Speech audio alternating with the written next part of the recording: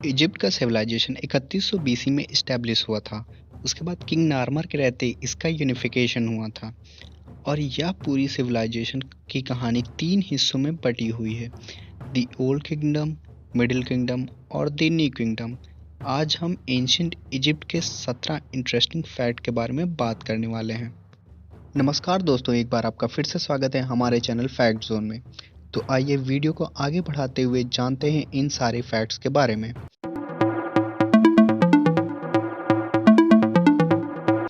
Number 17, ancient Egypt में लड़के और लड़कियां दोनों ही मेकअप करते थे। दोनों बहुत सारी कॉमन चीज़ें यूज़ करते थे जैसे कि कॉस्मेटिक, और दोनों का मानना था कि मेकअप के अंदर मैजिकल प्रॉपर्टीज़ होती हैं। नंबर 16, औरतों के लिए गर्भ निरोधक यानी कि कॉन्ट्रासेप्टिव्स का इस्तेमाल नया तो है नहीं। पुरानी मेडिकल जर्नल्स में भी बहुत सारे कॉन्ट्रासेप्टिव मेथड्स और टेक्निक्स के बारे में बात की गई है। उस टाइम पे अकासिया गम का यूज़ किया जाता था कॉन्ट्रासेप्टिव के लिए। नंबर 15, एंशिएंट इजिप्ट में बोर्ड गेम्स बहुत ज़्यादा पसंद किए जाते थे। उस टाइम पे लोग डॉग एंड जैकास और मेहन जैसे खेल खेलते थे, लेकिन सबसे पॉपुलर गेम इनमें से सेनेट माना जाता था। यह गेम रूलर्स के बीच में भी बहुत ज़्यादा प्रसिद्ध था, यहाँ तक कि महान राजा टूटनखामेन की टॉम में भी यह बोर्ड गेम मौजूद है। नंबर 14, एंशिएंट इजिप्ट की राइटिंग में 1000 से ज़्यादा अलग अलग कैरेक्टर्स थे, जिसमें कि अल्फ़ाबेट, सिंबल्स और लोगो थे। 19वीं सेंचुरी के स्कॉलर्स जैसे कि सिल्वेस्टर डी सैसी और थॉमस यंग ने इसमें काफ़ी रुचि दिखाई, और जीन फ्रांकोइज ने इन सारे कैरेक्टर्स का ट्रांसलेशन किया।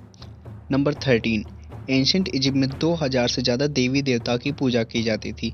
हर एक अलग अलग रिस्पॉन्सिबिलिटीज़ के लिए होते थे और सबको अलग अलग चढ़ावा चढ़ाया जाता था ताकि वह किसी को कोई नुकसान ना पहुंचाए। नंबर 12, इजिप्ट का कल्चर और ट्रेडिशन पुनर्जन्म को बहुत ज़्यादा मानता है। उनका मानना था कि किसी मृतक के शरीर को बचा के रखने से एक ना एक दिन हम लोग उनको दोबारा जिंदा कर पाएंगे।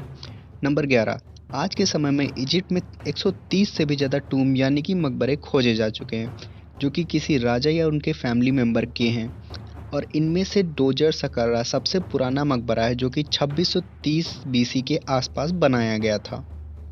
Number 10, the great pyramid of Giza दुनिया में सबसे ज़्यादा प्रचलित पिरामिड है, और 3 गीज़ा पिरामिड में से एक की ऊंचाई 146 मीटर तक की है, और उस समय में इतनी ऊंची चीज़ बनाना नामुमकिन सा लगता था। नंबर 9, क्या आपको पता है कि मॉडर्न कैलेंडर डिस्कवर होने से पहले ही एंशिएंट इजिप्ट के कैलेंडर में भी एक साल में 365 दिन होते थे, और उनमें 3 सीजन्स होते थे, और एक साल में 4 महीने होते थे, और हर महीने में 3 10 दिन के पीरियड्स होते थे जिनको डेकेंस कहा जाता था। नंबर 8, दुनिया का सबसे पुराना कपड़ा इजिप्ट में ही पाया गया था। इसका नाम है द तरकन ड्रेस, जो कि 1913 में मिली थी। यह धरती पर सबसे पुरानी ड्रेस है। कार्बन डेटिंग की मदद से पता लगाया गया कि इस ड्रेस की उम्र कम से कम 5000 साल हो सकती है। यह इस समय एक लंदन के म्यूजियम में रखी गई है। नंबर 7, एंशिएंट इजिप्शियन का जीवन सिर्फ 40 साल का होता था। कहा जाता है कि इजिप्ट नाइल नदी का गिफ्ट है। नाइल की मदद से ही इजिप्ट इकोनॉमिकली और पॉलिटिकली मजबूत हो पाया है, लेकिन इसकी वजह से बहुत सारी दिक्कतें भी आई हैं, क्योंकि सारे इजिप्ट के लोग इस नदी के पास रहते थे, तो मच्छरों से होने वाली बीमारी जैसे कि मलेरिया, डेंगू का सामना उनको करना पड़ता था। और वहाँ के जो अमीर लोग थे उनके खाने में मीठे की मात्रा बहुत ज़्यादा होती थी, और लेबर्स में फिजिकल स्ट्रेस, इंजरीज एक बहुत बड़ी समस्या थी। इन सभी कारणों के चलते सारे इजिप्शियन की मृत्यु ज़्यादातर 40 साल के पहले ही हो जाती थी। नंबर 6, वो बहुत ही कमाल के शिप बिल्डर्स भी थे। कुछ सबूत इस बात के गवाह हैं कि एंशिएंट इजिप्ट के लोगों ने जहाज़ बनाने में महारत हासिल की थी। 1991 में आर्कियोलॉजिस्ट को खोज के दौरान 14 शिप मिली थी एबिडोस सिटी के पास। उसके बाद उन बोट्स का नाम एबिडोस बोट्स रख दिया गया। इनकी सही से जांच पड़ताल से पता चला कि उन लोगों ने कई अद्भुत टेक्नोलॉजीज का उपयोग करके इतनी बड़ी शिप्स को तैयार किया था। यह शिप्स कम से कम 22 मीटर लंबी और 3 मीटर चौड़ी थी। नंबर 5, क्लियोपाट्रा 7th इजिप्ट की वासी नहीं थी। क्लियोपाट्रा, जो कि इजिप्ट की सबसे मशहूर हस्ती हैं किंग टट के बाद, वह असल में इजिप्शियन नहीं थी। क्लियोपाट्रा मैकेडोनिया के जनरल की वंशज थी जिसने अलेक्जेंडर द ग्रेट की आर्मी में काम किया था, जिसका नाम था पॉलमी वन सॉर्टर। पॉलमिक डायनेस्टी ने इजिप्ट को 323 बीसी से 30 बीसी तक रूल किया था। नंबर चार सबसे पुराना शांति समझौता उनके ही बीच में हुआ था। 13th और 15th सेंचुरी के बीच में इजिप्शियन और हिटिट एम्पायर से लड़ा था ईस्ट पे कंट्रोल पाने के लिए, जिसमें टर्की और सीरिया भी शामिल थे। दोनों के बीच में बहुत भीषण युद्ध हुआ। दोनों ही एम्पायर्स का बहुत ज़्यादा नुकसान हुआ, लेकिन अंत में किसी की जीत नहीं हुई। उसके बाद दोनों ने मिलकर शांति समझौता किया कि दोनों एक दूसरे की धरती पर हमला नहीं करेंगे और कोई तीसरा आया तो उनसे लड़ने में भी मदद करेंगे। नंबर 3, एंशिएंट इजिप्शियन सिविलाइजेशन को जानवरों को पालना बहुत पसंद था। एंशिएंट सिविलाइजेशन पहली ऐसी सिविलाइजेशन थी जिसने जानवरों को पाला था।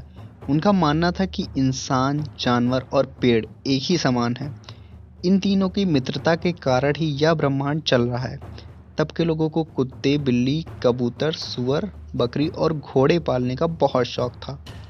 नंबर 2, तब के फिजिशियन को मेडिकल के बारे में बहुत ज़्यादा ज्ञान था। एंशिएंट इजिप्ट के लोगों की मेडिसिन के बारे में जानकारी उनके समय से आगे की थी। एंशिएंट इजिप्ट की मेडिकल बुक्स के ट्रांसलेशन से पता चला कि उनको ना ही केवल ट्यूमर्स के बारे में पता था, बल्कि उसको निकालने के तरीकों के बारे में भी पता था, और बहुत सी बीमारियों और उनके ठीक करने के तरीकों को भी इन किताबों में लिखा गया था। नंबर 1, सबसे पहली लेबर स्ट्राइक भी एंशिएंट इजिप्ट में हुई थी। रैमसेस III, जो कि आखिरी सबसे महान राजा थे नए किंगडम के, उनके समय में बहुत भयंकर इकोनॉमिक क्राइसिस आई थी लड़ाई की वजह से। उनकी सेना ने दुश्मन को इजिप्ट की सीमा पर ही रोक दिया, लेकिन इसमें से बहुत ज़्यादा रुपया लग गया था और राजा के पास वर्कर्स को देने के लिए कुछ नहीं था। तभी सारे वर्कर्स ने हड़ताल कर दी थी। तो दोस्तों, इतना था वीडियो के लिए। Don't forget to like, share and subscribe the channel if you enjoyed this video.